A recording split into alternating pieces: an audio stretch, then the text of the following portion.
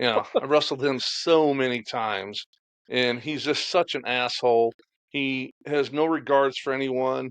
He doesn't. There's no safety with him. He didn't care if he hurt. I've seen him break guys' necks. I've seen him break Oh guys' wow. nose and walk by and say, "Oh, you'll be all right," while they're bleeding out their nose. He's just an asshole. The office used to get on him all the time, and everyone feared him at this time, so no one did nothing, right?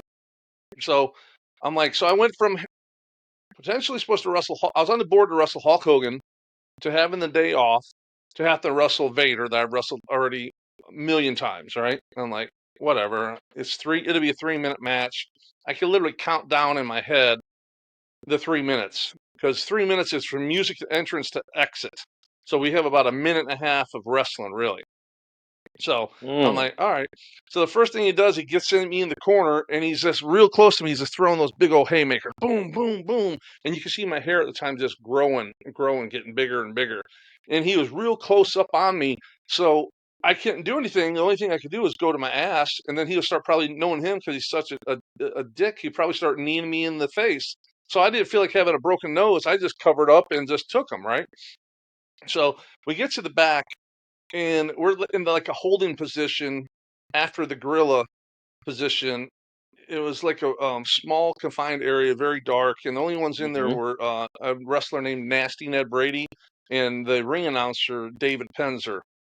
Mm-hmm. And I was already like, you know what? Screw this. I'm over this. They can fire me. I can never come back. Whatever. I get my ass kicked. I don't care, but I cannot go any longer without saying something to this dude. So he came in the Mm-hmm. back and said, hey, what happened in the corner? I said, what happened in the corner? You don't know how to throw a punch. I said, you're a piece of shit. You need to learn how to work. You need to learn how to take care of the boys and quit hurting people. I said, I just literally went off on him. And everyone was Mm-hmm. like, Penzer and Nasty Ned were like, oh, and I'm like, I don't care, And so he's like, well, I put you over with Flair. I said, I don't need you to put me over with anybody. I said, because Flair was the booker at the time, right? I said, I don't need you to put me over with anyone. Mm-hmm. I said, Mm. you need to learn how to work. I said, this is a business, it's a work, and you're out there hurting people. I said, you're a piece of shit. And he just put his head down and walked away.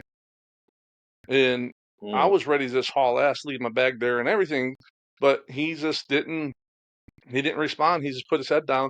Now, a couple weeks later is when Paul Orndorff Oh no. got in the big fight at center stage,